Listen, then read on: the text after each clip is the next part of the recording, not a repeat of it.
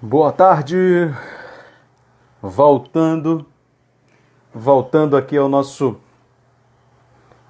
nossos encontros, aos nossos encontros de fim de semana, as nossas prosas. Hoje com uma prosa super interessante, super importante, com Maria Marighella. Opa, e ela já está por aqui, já chegou. Deixa eu já puxar a corda para dentro. Já. Uai! Aê, tô aqui! E aí, Maria, tudo bem? Tudo, querido, tudo massa! Esse sabadão de prosa, vamos suspender o céu. Obrigada pelo convite. Opa, eu que agradeço. Desde já começo agradecendo a tua predisposição, tua disponibilidade de estar trocando essa prosa aqui com a gente. Tenho acompanhado as conversas que você... Vi. Estou ouvindo, deu uma travadinha, mas voltou agora. Ai, peraí, um segundo, um segundo. Tranquilo.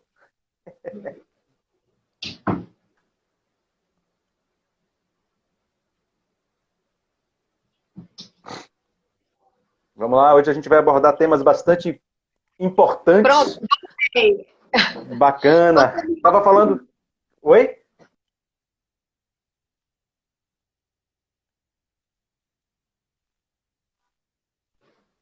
Tá me vendo, tá me ouvindo bem?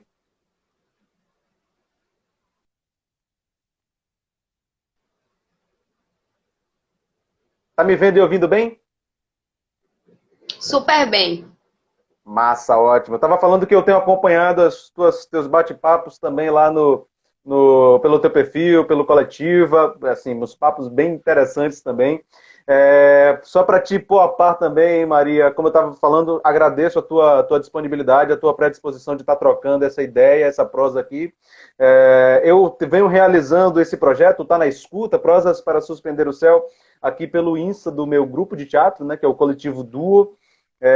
A gente não se conhece pessoalmente, então já me apresento aqui agora informalmente.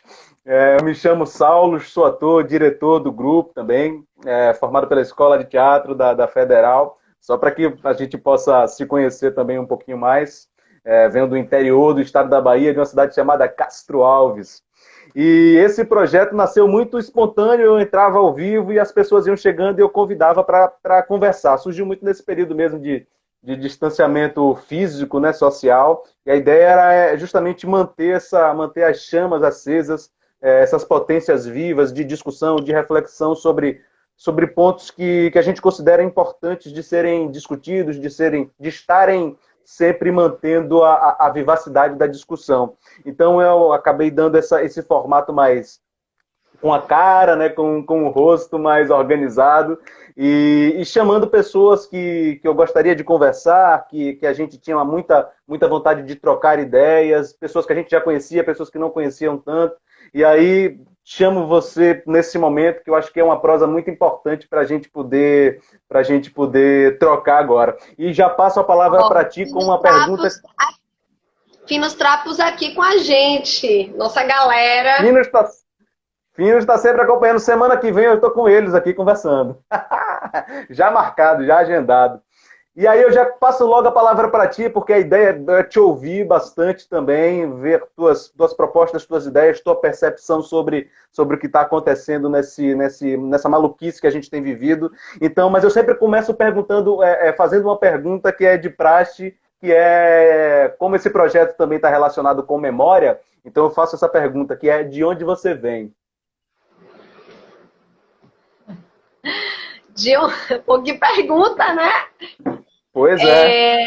Bom, eu venho de Salvador, eu sou de Salvador, vivo em Salvador. Eita, finos, venho, né, dessa mistura aí da cidade, da cidade de Salvador. Nasci em 1976. Tenho 44 anos, nasço, né, na Salvador dos anos 70, veja isso, plena ditadura militar, com meu pai preso, minha avó exilada, meu avô, né, Carlos Marighella, executado, né, havia sido executado pelo regime, pela ditadura, né, em 69, eu nasço, né, um tempo depois. Naqueles anos, como meu pai estava preso, eu vou morar com a minha família materna, com minha mãe, na Ribeira. Então, eu nasci, né, na Ribeira, ali na Rua Lélis Piedade, e na avenida, ali perto da Avenida Beira-Mar. Eu sou acolhida pela minha família materna, vivo ali com minha mãe, até que meu pai é solto no ano de 77. Veja, meu pai é preso, viu, Saulos, numa operação que chama Operação Acarajé. É um momento de redemocratização, quer dizer, na verdade é um momento de aparente abertura ali naqueles anos 70, né, no meado dos anos 70. Já se falava numa abertura do regime e... Uma flexibilização, né? O quê? Uma flexibilização do que vinha ocorrendo, né? Já tinha ali uma eleição, já havia vereador, por exemplo, eleito naqueles anos, e havia esse sentimento de abertura quando o brilhante Ustra, né, o general, comanda uma operação que prende os comunistas da Bahia naquele ano de 75. E meu pai é preso, então, nessa operação Acarajé, comandada pelo Ustra, uma operação nacional que prende comunistas, ou seja, militantes ligados ao Partido Comunista, e muitos, né, homens e mulheres são presos nessa operação. Então, é esse o contexto, né, de onde eu venho, então, dessa família, né, de uma família de esquerda, de uma família ali vivendo aqueles dramas, né, tanto os dramas do país, mas também muito atravessados pessoalmente pelos dramas do país. E naquele ano, né, naqueles anos, em 78, eu vou então estudar numa escola que chama Escola Experimental, que é a primeira escola construtivista da Bahia, fundada por uma educadora feminista, que depois foi vereadora de Salvador, foi deputada constituinte, que chama Amabília Almeida, uma mulher impressionante, uma referência de luta do feminismo, da educação da Bahia. Ela é uma discípula de Anísio Teixeira. Desculpa, ou seja, Maria, como é o nome? Amabília Almeida. E nessa escola experimental, o marido de Amabília, Contreras, Luiz Contreras, foi um comunista, ele já faleceu, foi preso com meu pai nessa mesma operação, então nós nos conhecemos desde quando eu nasci. Eu vou estudar nessa escola, então escola apoiada no pensamento livre, na criticidade, é uma escola de forte tradição política, de construção política, de produção de assembleias. Então eu tenho essa tradição política, não só na minha formação de família, mas também nesses primeiros anos. Vladimir Brista estudou nessa escola, o ator João Miguel estudou nessa escola, então foi uma geração ali de pessoas formadas, Gordo Neto, enfim, uma série de atores e de pessoas, né, que tiveram suas vidas atravessadas, estudaram nessa escola. E é nessa escola que eu começo a fazer teatro. Então, na escola experimental, eu começo a fazer teatro com direção de Hilda Figueiredo, que eu não sei se você conhece. E aí eu fico nesse grupo de teatro de 85 até 92. Então, eu já tenho 16 anos. Eu já tinha saído da escola, mas sigo no grupo de teatro.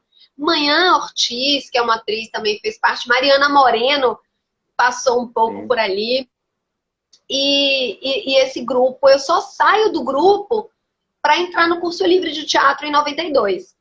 E aí vou, né, faço o 8º curso livre de teatro e do curso livre outro curso de extensão da universidade. Tenho nessas conversas falado o tanto da importância da extensão da universidade, ou seja, se a universidade é tão importante para a formação de todos nós, né, com seus programas de graduação, de pesquisa, pós-graduação. Então, se o ensino é fundamental, se a pesquisa é fundamental, eu também quero trazer sempre o debate sobre a extensão, que é essa conexão, né, mais viva, mais física mesmo, né, com a sociedade e a universidade. Então, eu entro na universidade pela extensão, né, ainda com 16 anos, ainda adolescente, e veja, Saulos, que quando eu entro no curso livre, aquele ano Gordo Neto era do meu curso livre. Gordo foi meu primeiro namorado, Gordo Neto, no curso livre de teatro.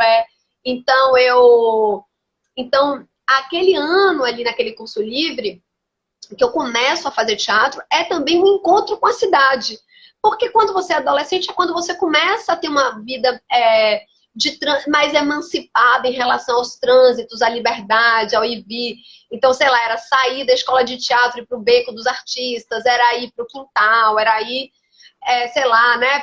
Na época o Teatro Maria Bethânia no Rio Vermelho, é época dos festivais, então você acaba atravessando a cidade, e é quando eu conheço, né, mais da experiência do Instituto Goethe, os espaços culturais da cidade. Então, enfim, só para a gente iniciar, eu sou daqui e como o teatro atravessou minha formação, né, política, crítica e também de imersão na cidade de Salvador. Excelente, E excelente. eu queria te perguntar, e você? Porque você falou que é de Castro Alves, falou da sua formação Somos. Você sabe que quando eu falei para Vanderlei que a gente ia conversar, ele ficou, que bom! Vanderlei Meira, né? Sim, sim, Vander. Ele na maior alegria que a gente ia ter esse papo aqui hoje. Mas eu queria saber de você, como você começa a fazer teatro, porque a gente não se conhece pessoalmente, mas eu conheço o seu grupo, eu conheço a sua história, conheço o trabalho de vocês, mas eu queria saber como é que você começa a fazer teatro, quando e a partir de que conjuntos, né, enfim. De fatores, né?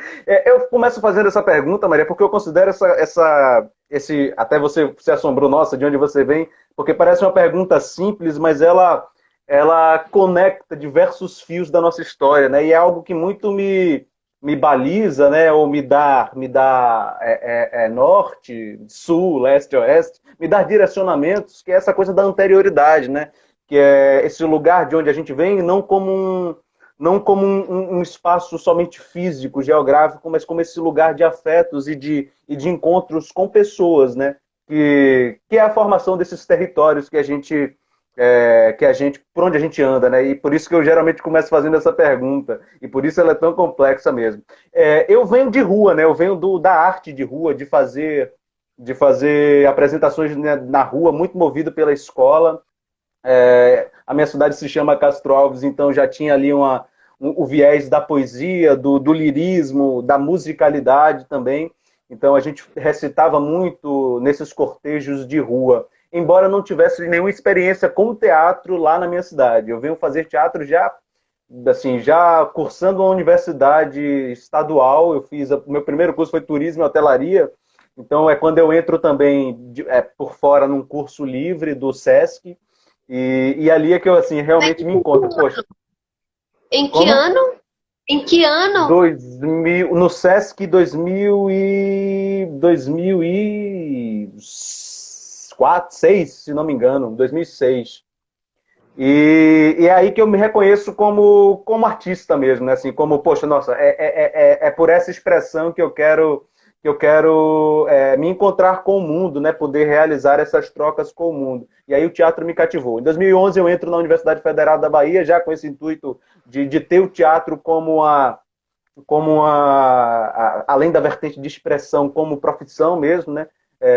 E agora é que a gente, assim, enquanto grupo, vem se organizando no sentido dessa palavra, profissionalização mesmo. Acho que agora é que a gente está começando a criar lastros, né, de trabalho. Então, acho que o meu percurso artístico vem muito disso, né? Vem muito desse lugar da rua, do encontro com as pessoas. Inclusive, a gente está montando um novo espetáculo que vai ser de rua. Passando esse período aí de isolamento, né? A gente vai para a rua para conectar com as pessoas. Inclusive... Que desafio, Diga, né? diga. Ou seja, é um desafio, ou seja, como será o nosso retorno? Um retorno em que as ruas precisarão ser disputadas, nós vamos ter que reconquistar a rua, vamos precisar... E como, né? Então, vamos precisar sim ocupar os espaços públicos, ocupar a rua. E a pergunta é como, né? Eu acho que é um projeto, uma proposta muito desafiadora, né? É uma provocação, acho que é maravilhoso, maravilhoso. Você sabe que você fala, né, que entrou na universidade em 2011. E eu, em 2011. 2012, está perguntando, e aí depois de 16 anos, então, eu entrei na universidade só para contar os 18, em 94, olha só, né? Nosso encontro aqui, eu e Saulo, novíssima geração. Então, eu entrei na UFM em 94, já com alguma experiência como atriz, então, antes mesmo de entrar, né, na graduação, no bacharelado de interpretação, eu já tinha ali um conjunto de... já estava atriz, eu já tinha uma vida, assim, na cena da cidade. Faço o meu curso, e o meu curso é marcado, viu, Saulo, naqueles anos 90, naquela segunda metade dos anos 90, por uma atividade de teatro de grupo. Primeiro, muitos artistas e atores começam a se tornar produtores, uma coisa que é super normal agora, naquela época era uma coisa assim mais inédita, que os atores jovens fossem proponentes. A gente fala assim, eu sou proponente da minha própria peça. Então começa um movimento em Salvador nesse sentido de sermos proponentes, de sermos produtores dos nossos espetáculos, idealizadores dos nossos espetáculos.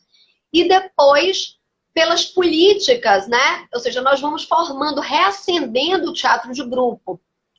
O Bando de Teatro Olodum, naqueles anos 90, é uma referência, ou seja, é um grupo de 91. Eu me lembro que eu vi o primeiro espetáculo do Bando em 91. E volta uma cena muito potente dos anos 90 de teatro de grupo. E lá em São Paulo tem a primeira lei de fomento a grupo. É uma lei, aquela lei de fomento ao teatro de grupo, é uma lei muito modificadora do cenário teatral no Brasil, né? Aquele movimento da arte contemporânea, uma articulação dos movimentos teatrais contra... Porque a gente precisa lembrar disso, porque você começou me provocando, né? O que é que nós podemos, em contexto, né, tão sombrio, você não usou essas palavras, mas está todo mundo muito impactado, porque a crise ela tem camadas, né, muito complexas, e eu sinto que o teatro pode muito, e por isso que eu estou trazendo essas lembranças. Então, e nos anos 2000, né, assim, ali atravessados pelo fomento do teatro de grupo em São Paulo, grupos começam a se mobilizar em torno, né, da ocupação da cidade. Acontece, né, a eleição do presidente Lula. Gilberto Gil, não sei com que idade você tinha, como é que você estava naqueles anos, mas nós recebemos aquilo com um entusiasmo enorme, como um marco muito definidor das nossas trajetórias. O ministro Gilberto Gil, né, e naquela época Juca, como secretário executivo, saem em caravanas, né, naquelas caravanas da cultura, depois nas câmaras temáticas. Me lembro muito assim da gente se reunindo no Teatro Vila Velha, em torno das câmaras, sabe, participando daquilo, essas câmaras que vão se tornar depois, né, os setoriais, né, o setorial de teatro e tudo, as políticas setoriais. E em 2007, com o Márcio Meirelles na Secretaria de Cultura do Estado da Bahia, então Jacques Wagner assume, ganha a eleição, né? Ou seja, depois de anos dos governos carlistas, Jacques Wagner é eleito governador da Bahia, numa coisa assim, num ato absolutamente surpreendente. Em 2007, a Bahia tem, então, a sua primeira Secretaria de Cultura. Tem uma experiência prévia no governo Waldir Pires, muito curta, de Secretaria de Cultura, mas tal como nós sonhamos, isso acontece em 2007. Márcio assume a Secretaria de Cultura, ali colocada uma série de políticas muito importantes, entre elas a política de territorialização. Você sabe que ali naquele ano de 2006, quase 90% do orçamento da cultura estava colocado em Salvador. Uhum. Então, eu sou de uma geração que participou ativamente da construção assim, de um imaginário mais democrático para o fomento e para a distribuição do investimento do Estado para a cultura no Estado todo. Então, por isso que eu fico te provocando quando, porque eu quero saber no quanto a sua vida de artista foi impactada pela descentralização, pelas políticas. Aí eu não estou falando só das políticas de cultura, mas as políticas, né, desses governos, né, que conseguiram entender que o Brasil não podia estar concentrado no Sudeste, e muito menos nas capitais, né? Mas aí, em 2012, acontece uma coisa que para mim é muito definitiva e definidora, é que em 2012, quando Albino se torna secretário e Nelly Frank, diretora da Fundação Cultural, eu sou convidada a integrar a Fundação Cultural do Estado da Bahia como coordenadora de teatro. E é nesse contexto que eu começo a conhecer muito dos grupos emergentes desses anos. Porque eu, imagine, de atriz e produtora e realizadora e gestora de espaço cultural, me torno, então, uma gestora pública, de política pública. Então, você não sabe o quanto... Primeiro, o quanto eu fui atravessada por essa experiência de juntar duas grandes campos da minha vida, que é a arte e a política, ou seja, né, é um atravessamento, é uma junção ali que se deu naquele 2012, ali naquele contexto.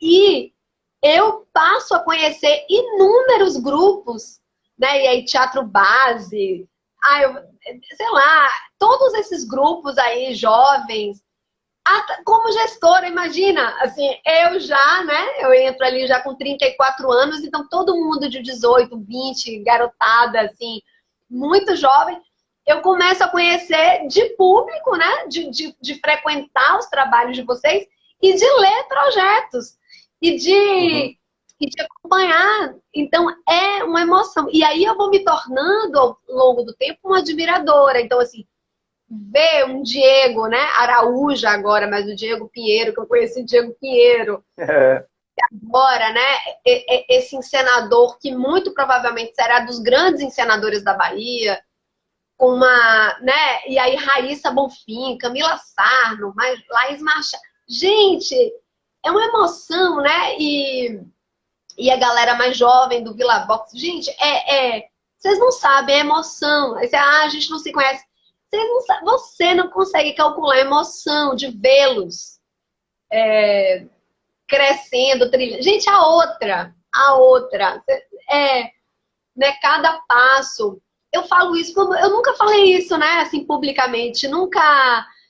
E eu acho lindo, assim, eu me sinto muito, muito feliz de acompanhá-los, né? Acompanhar e a trajetória de vocês. Que bacana, que bacana. Você falou de Wanda, eu assisti vocês também, já não me lembro o ano, sou péssimo com anos, mas com 2012, História de Casamento?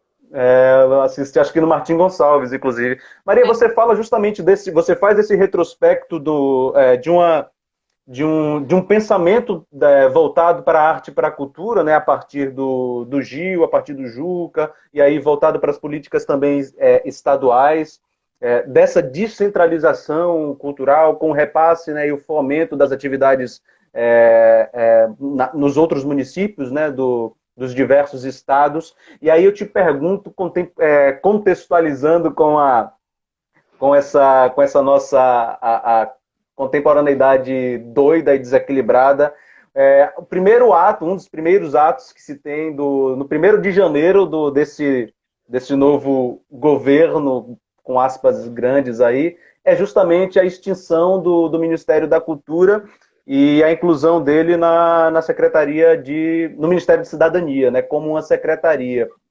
especial. Por quê? Me diz qual a tua percepção sobre isso.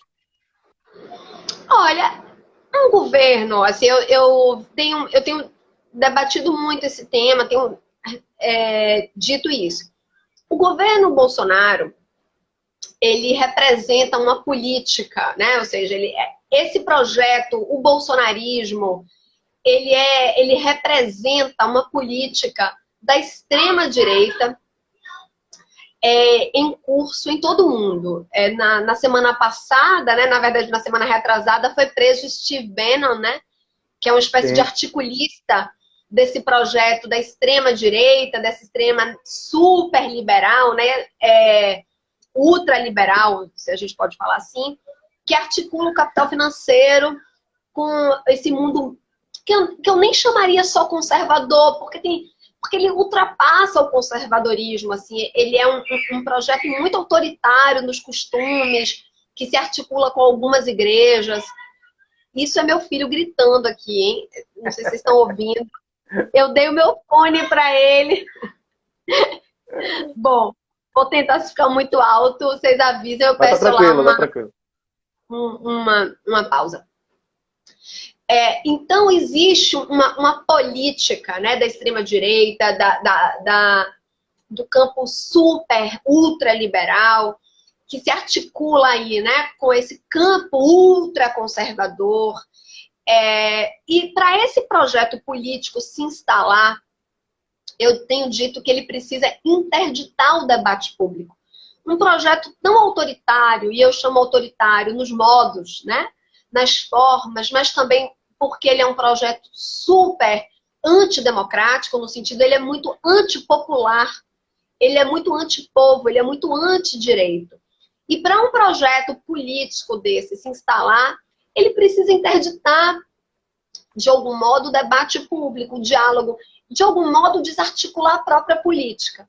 A política é esse campo que se faz do diálogo, do dissenso. A política precisa da democracia no sentido de que ela precisa ser dialógica. Perceba que Bolsonaro, ele é eleito não indo aos debates públicos. Então, se isso acontece materialmente, né, no sentido real, eu não debato. Isso é a antítese, né? É o oposto da democracia, é o oposto da política.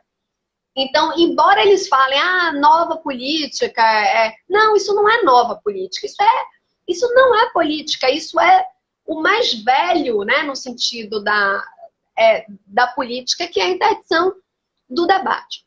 Outra dimensão que eu falo de interdição ou seja, se articular de um conjunto, né, da elite, parte do judiciário e parte da imprensa aí empresarial, né, para afirmar um projeto, ou seja, um conjunto das elites brasileiras que se articulam, dão um golpe, articulam uma força para impor essa ação e mais, né, se articulando com os modos de fake news, de produção de disparo em massa, de mentiras, etc.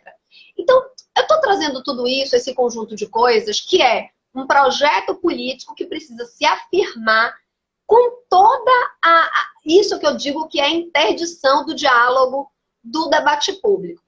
Isso para ele ser, entre aspas, eleito, votado. Quando você vai para a permanência desse projeto, o que ele precisa? Ele precisa desarticular toda a base de pensamento livre.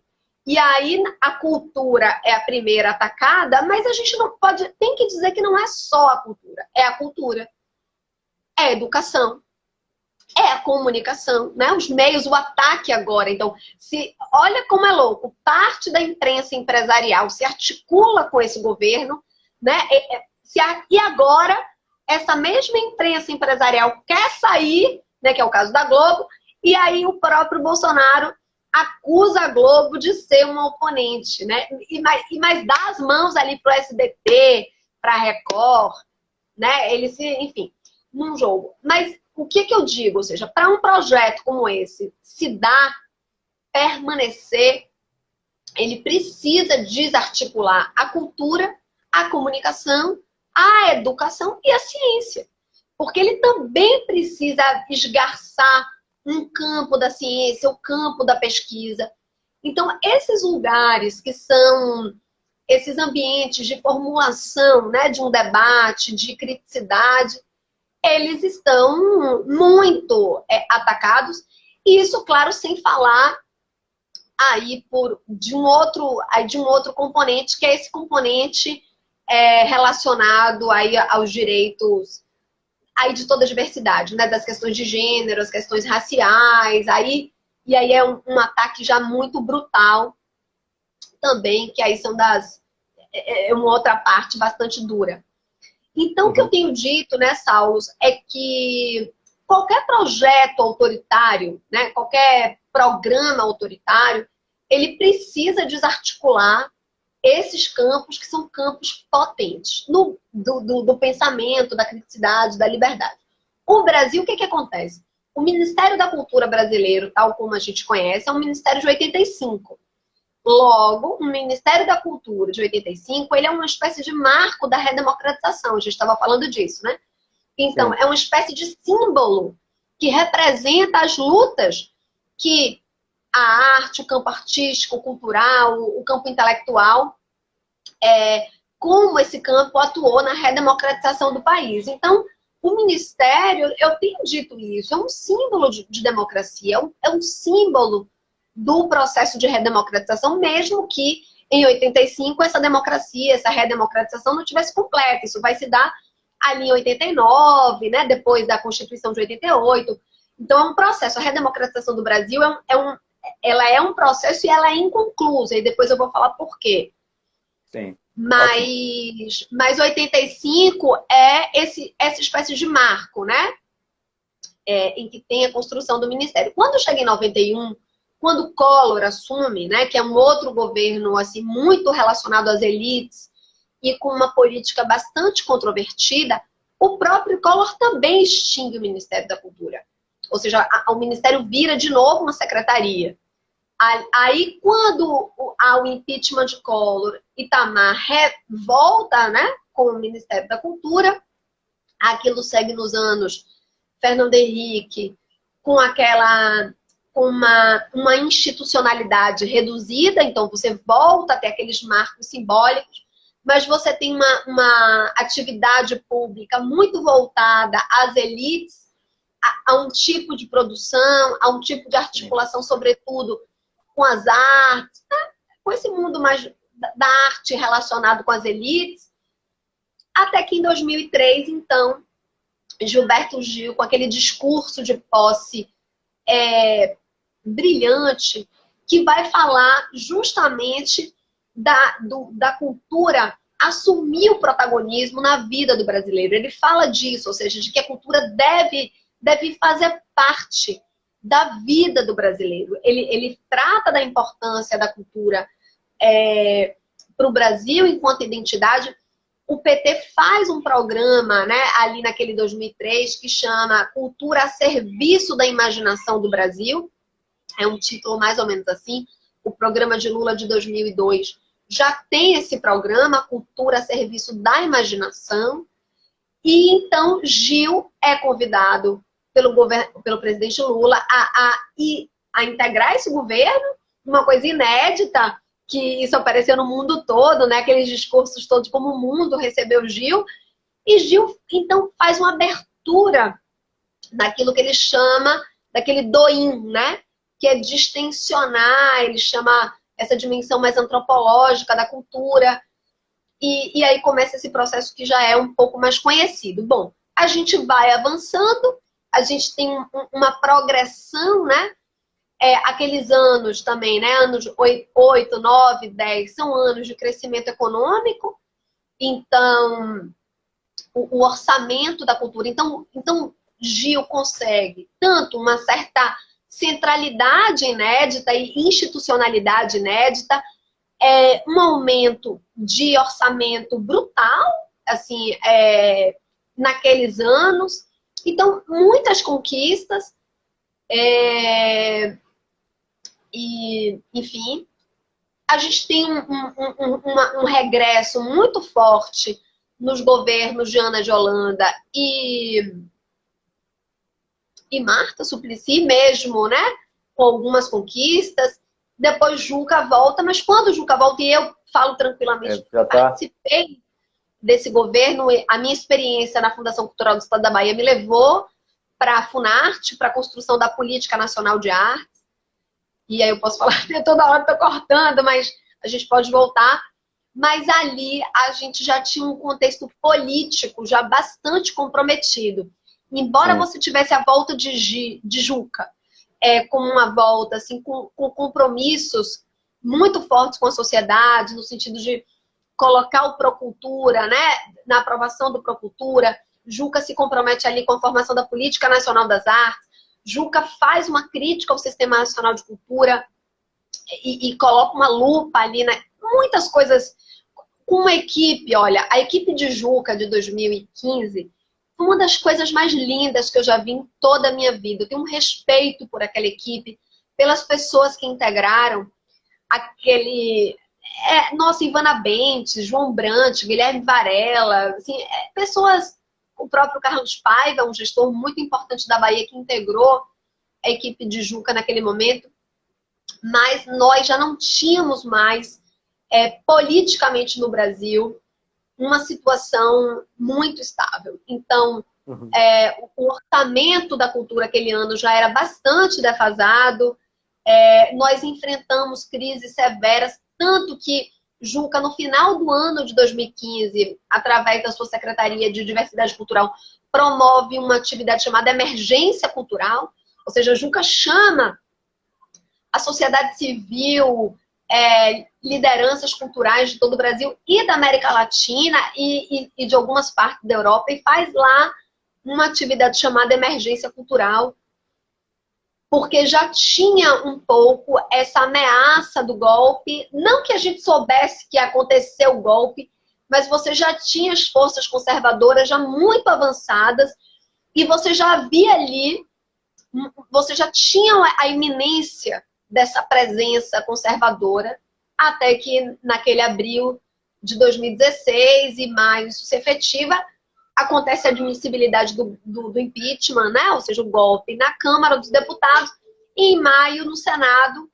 e aí a presidenta Dilma se afasta, e eu acho que hoje completa 4 anos exatamente da sua saída.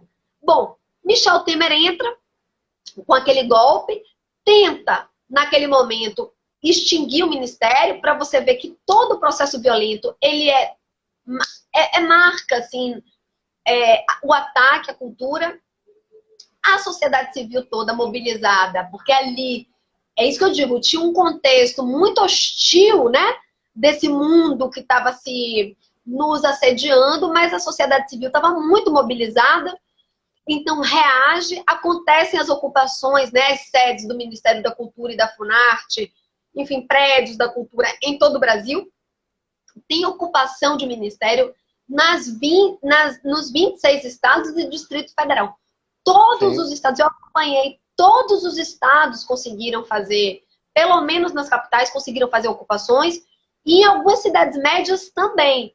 Então, isso aconteceu em todas as capitais do Brasil, e algumas cidades médias, onde tinha, né? E aí Temer é obrigado a voltar atrás, devolve o ministério. Marcelo Calero, que hoje é deputado, se torna ministro, né? Ele estava secretário de Cultura do Rio de Janeiro, assume o ministério, e meses depois, Marcelo Calero sai do ministério, denunciando, não sei se vocês recordam, Gedel Vieira Lima, que estaria ali numa articulação com o IPHAN, negociando aprovações, né, de liberações que tinha a ver aqui com esse empreendimento Lavi, né? Ali. Então, de coisas bastante escusas, coisas bastante comprometedoras. E Marcelo Calero, então, sai. O Ministério da Cultura permanece, mas em situação já bastante precária, tanto institucional quanto de orçamento. Então, você também não mata só uma política atacando sua institucionalidade diretamente. Você vai atacando nas suas funções, né? Ou seja, quando você vai matando ali por deteriorar as funções públicas daquela instituição. Mas, por fim, Bolsonaro é eleito e ele é eleito com a agenda anticultura, ou seja, Bolsonaro, consta do programa de Bolsonaro esse ataque, né? Sob a alegação, ele sempre alega, assim, são os custos, né, da gestão pública e que a sociedade civil muitas vezes acredita. A gente precisa fazer esse debate. A sociedade civil acredita que muitas das institucionalidades de alguns campos são gastos públicos. A gente precisa fazer esse debate, né? Que algumas... E agora a crise, né? A pandemia, a crise sanitária revela de que é impossível fazer justiça social, produção de direito e democracia com um Estado apequenado, né? O Estado, ele precisa ser forte, ele precisa ter suas institucionalidades garantidas, seus orçamentos garantidos, a sua gestão viva. E mais, quero falar de que o capital financeiro né, usa desse recurso de fazer a sociedade, muitas vezes, não os ricos, viu, Saulo? Muitas vezes a classe trabalhadora, muitas vezes o operário, às vezes classe trabalhadora mesmo, fala, realmente o Estado, isso é um gasto, o Estado não tem que... E aí depaupera a função, né? Diminui o Estado, mas o capital financeiro, as grandes corporações, nunca, aí eu deixo essa mensagem, nunca largam o Estado. Eles querem fazer com que nós possamos abrir mão do Estado para que eles se locupletem do Estado. Porque eles querem nos fazer acreditar de que a gente deve pagar a saúde privada, que a gente deve pagar a escola privada, mas eles, na primeira crise, estão pedindo financiamento para os bancos, eles estão pedindo financiamento público para a construção de obras, eles se locupletam do Estado a todo momento. E está na hora da gente poder fazer esse debate com a sociedade. Ou seja, nós só poderemos fazer debate de democracia, produção de direito, redução de desigualdades, produção de justiça, se nós disputarmos o Estado, tá? E essa mensagem eu já dei e vou falar aqui, viu, Saulo, para você. Muitas vezes nós, da cultura, e isso a gente só vai mudar, a gente não vai mudar em 1 nem 2 anos, nós devemos pedir.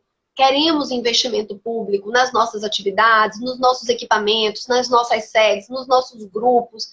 Ou seja, nós entendemos que o Estado deve ser o grande fomentador das nossas atividades, mas muitas vezes nós queremos que o Estado financie as nossas atividades, mas nós, né, queremos pagar a saúde privada, a educação privada.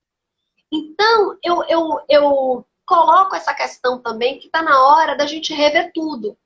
E eu tenho trazido que tudo é uma questão de cultura. Quem nos fez acreditar que nós devemos investir nosso pouco dinheiro, porque nós somos classe trabalhadora, em escola, por exemplo, privada, em saúde privada? Ora, é um motor que nos faz ter essa crença, e isso é cultura. Isso é cultura. Alguém nos fez acreditar nisso, né?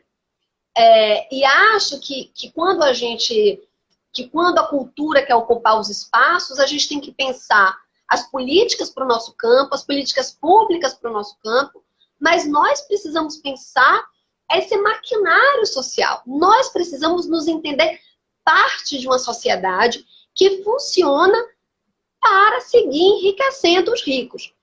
Olha, quando Eduardo Cunha assumiu a presidência, eu me lembro como hoje, eu estava na casa da minha amiga Nádia Turenco, em São Paulo, naquele ano de 2015, né, janeiro, né, Dilma toma posse, Juca toma posse, e a Câmara começa a funcionar em fevereiro de 2015.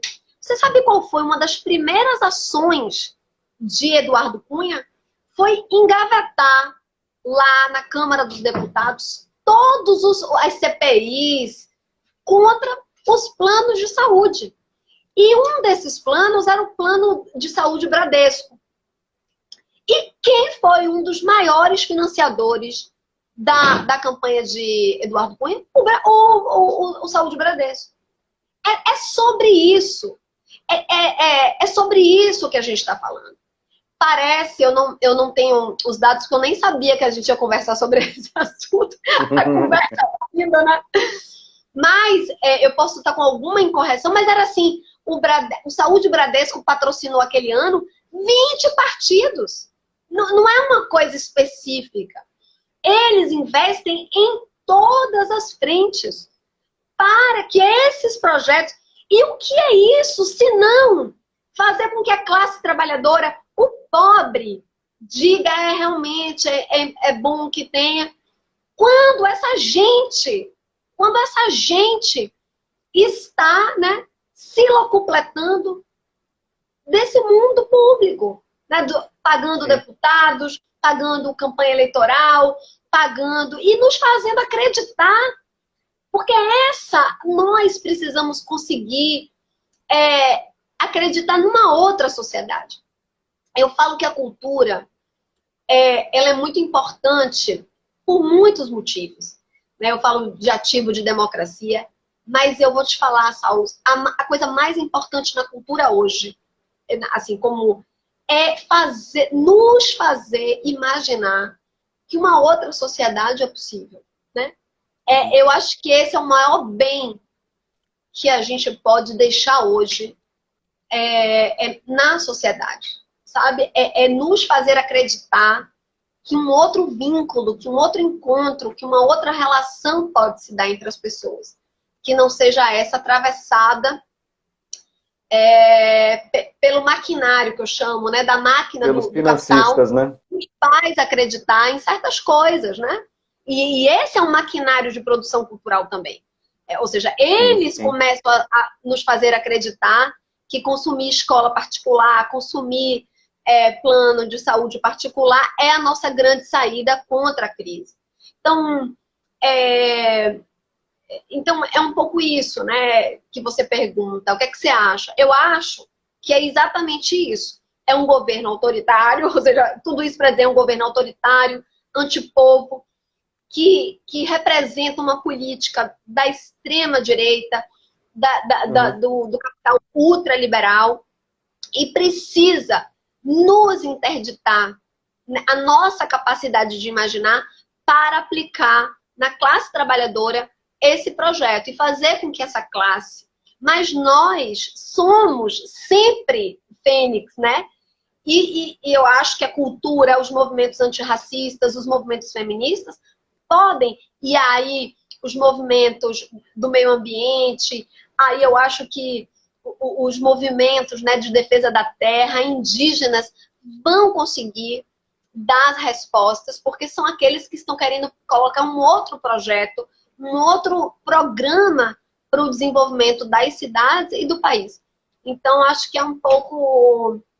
É assim que eu sinto, né? Que é o ataque, e ao mesmo tempo, Léo Lessa, né, um amigo do teatro também fala, se nos querem alvo, vamos ser flecha. Então eu acho que a nossa onda se somos alvo, se a cultura é alvo, vamos inverter e vamos ser flecha. Vamos ser flecha, vamos fazer a virada, né? Vamos apontar caminho, né?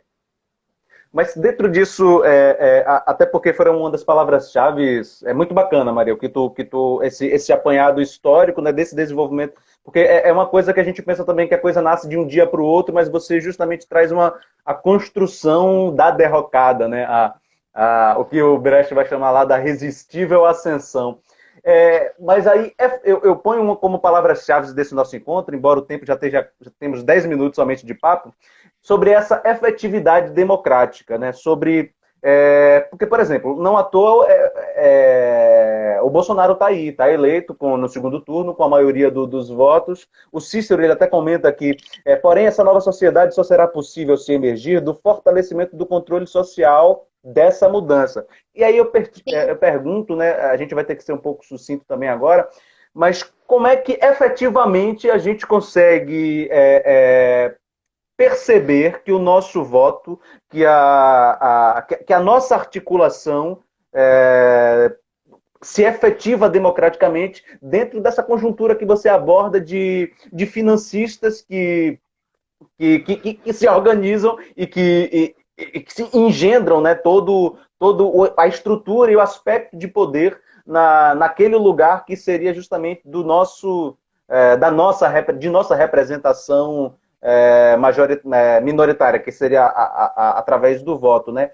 E além disso, eu acrescento, para complexificar ainda mais, a gente está dentro de um contexto político extremamente diverso, porque a pandemia não vai permitir ir para a rua, dialogar. Então a gente vai entrar num contexto que está extremamente conturbado, que é esse debate virtual, com o CPMI falando sobre fake news, né? Questionando esse aparato organizado de propagação de notícias falsas. E aí eu já lanço isso para você também, porque você está se candidatando como vereadora. Então me pergunto como organizar, como gerenciar isso tudo em busca dessa efetividade democrática, né?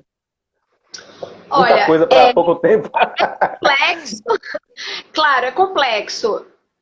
Bom, a primeira coisa, só para corrigir, que hoje não é mais permitido capital privado investir, né? Tá? Então, hoje nós só temos uma fonte, que é a fonte pública.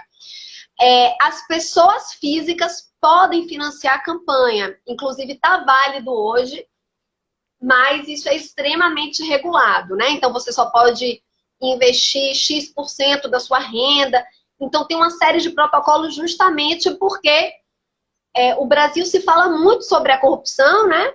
Mas pouco se fala sobre o corruptor, né? A gente fala muito pouco sobre a gente fala muito sobre a prática da corrupção dentro da política, a prática da corrupção, enfim, mas a gente fala pouco da estrutura do corruptor, né? Aquele que paga. Então, tem mudanças na lei, eu não vou me estender nisso, e eu acho que é uma meta, a gente precisa ficar atento, ou seja, eu digo, certo? Diga-me quem lucras e eu te direi quem és. Tá? Então, a gente tem que estar prestando atenção em duas coisas. Diga-me, Bolsonaro aí tá andando com Flor de Lis, com Bispo Everaldo, com Witzel. Então, tá todo mundo mostrando as amizades do Bolsonaro. É importante lembrar com quem eu ando e eu te digo quem eu sou, né? Com quem é que eu ando, né? Acho que é muito importante. Esse negócio de diga-me quem andas e eu te direi quem és é importante. Mas eu também quero lembrar, diga-me quem lucras, que eu te direi quem és. É muito importante que atrás de uma política pública a gente pense quem lucra, quem ganha. E aí a gente tem a medida de que se essa é uma ação para benefício da sociedade ou para o benefício de uma construtora, de uma corporação, a gente precisa fazer essa análise. Não adianta ter só os medidores sociais se a gente não consegue fazer as perguntas corretas. Então, a gente precisa ter leitura política, né?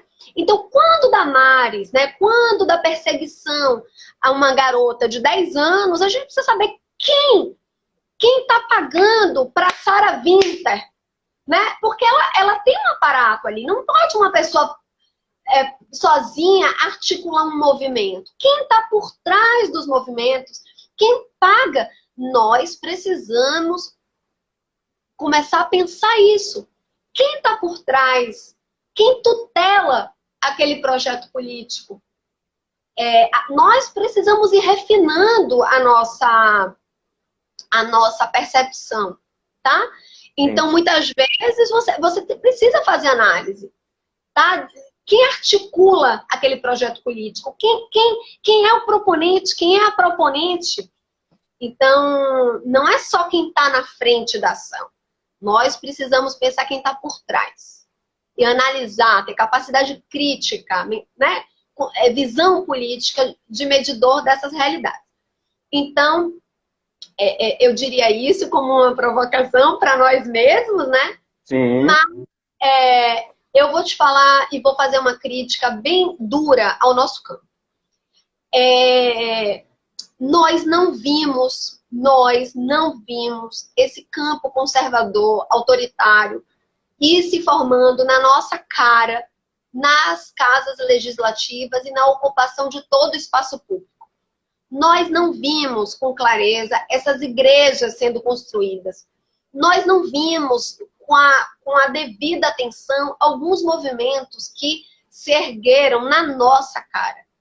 nós acreditamos, né? Nós acreditamos naquilo que nós estávamos vivendo, né? No processo democrático, progressista.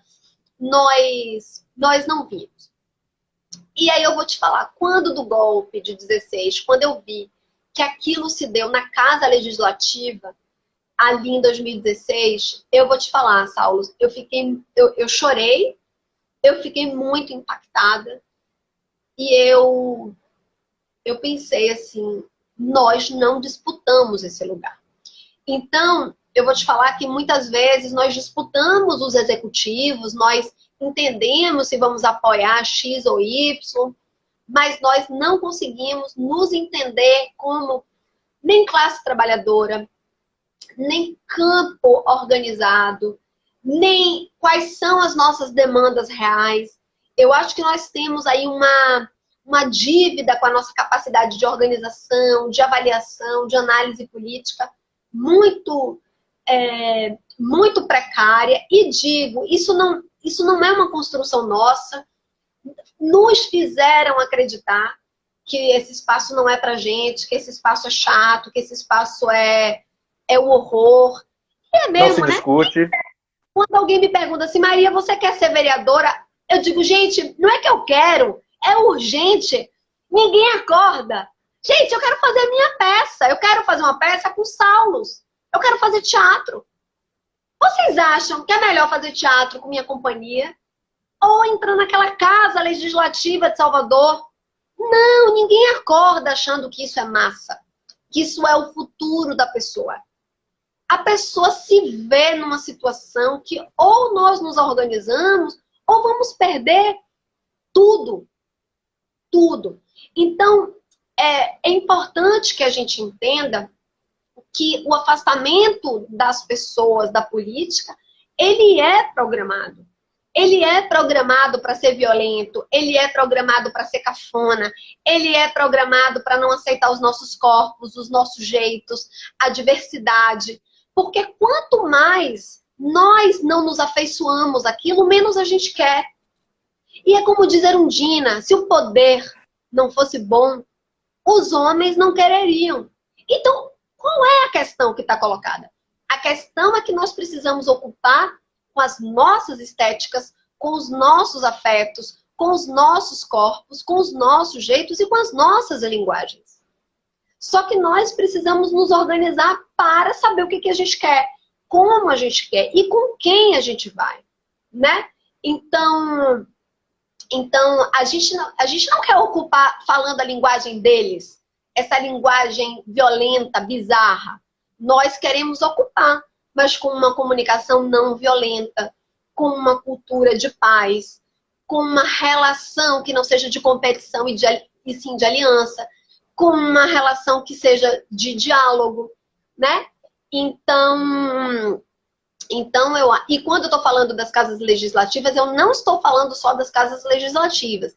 Eu estou falando, Saulo, por exemplo, dos conselhos tutelares. Algumas igrejas, né, eu não estou falando que é geral, mas algumas igrejas estão disputando nas comunidades os conselhos tutelares. Ora, nós acabamos de ver uma menina, uma garota, que foi violentada sexualmente dos 6 aos 10 anos. E eu lhe pergunto, ninguém viu?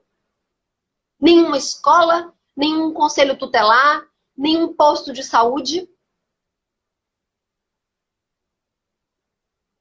A questão é que a infância não pode ser uma questão só da família. A infância deve ser protegida por um conjunto de políticas. E quando você vê que parte da igreja está disputando posição em conselho tutelar, eu digo, nós estamos muito atrasados. Nós temos que disputar conselho tutelar para a proteção da infância, para a constituição de uma relação. Vai acabar, né? Desculpa te interromper, é que ele vai acabar. Você quer voltar? Dá pra gente voltar mais 10 minutinhos? Eu acho que a saída é nós ocuparmos os espaços públicos, né, para construir esse amanhã e suspender esse céu que você propôs nessa conversa. E acho que a cultura pode muito. E o teatro pode muito, a cultura pode muito, nosso jeito, nossos corpos, nossa linguagem pode muito. E eu agradeço muito essa conversa.